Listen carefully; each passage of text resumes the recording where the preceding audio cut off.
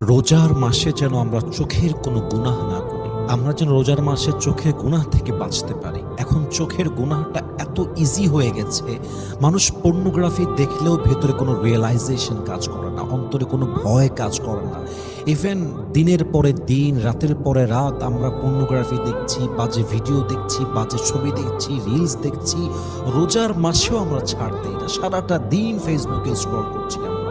আপনি যদি রোজা রেখে চোখের গুনাহ করেন, আপনার ঈমানের নূর নষ্ট হয়ে যাবে, আপনার আমলের স্বাদ নষ্ট হয়ে যাবে। এবং চোখের গুনাহটাই এমন একটা গুনাহ যে গুনাহ বান্দার অন্তর থেকে ঈমান দূর করে দেয়। চোখের গুনাহ এমন একটা গুনাহ যে গুনাহটা বান্দার নামাজের স্বাদ দূর করে দেয়, রোজার স্বাদ দূর করে দেয়। বান্দার সঙ্গে আল্লাহর যে সম্পর্কটা, চোখের গুনাহ করতে থাকলে সম্পর্কের মাঝে বিশাল বড় একটা দূরত্ব তৈরি হয়ে যায়। আজকে হাজারো যুবক, হাজারো নারী চোখের গুনায় আসক্ত, সারাটা দিন আসক্ত। আমরা সারাটা দিন ফেসবুক দেখি, রিলস দেখি, টিকটক দেখি, ইনস্টাগ্রাম দেখি। আমরা চাইলেও তো বাঁচতে পারি না। তাহলে আমাদের উচিত কি হবে? রমাজান মাস এসেছে, এটা আমাদের গুনাহ থেকে বাঁচার মাস। রমাজানের আসল উদ্দেশ্য হচ্ছে আপনার আত্মশুদ্ধি করা,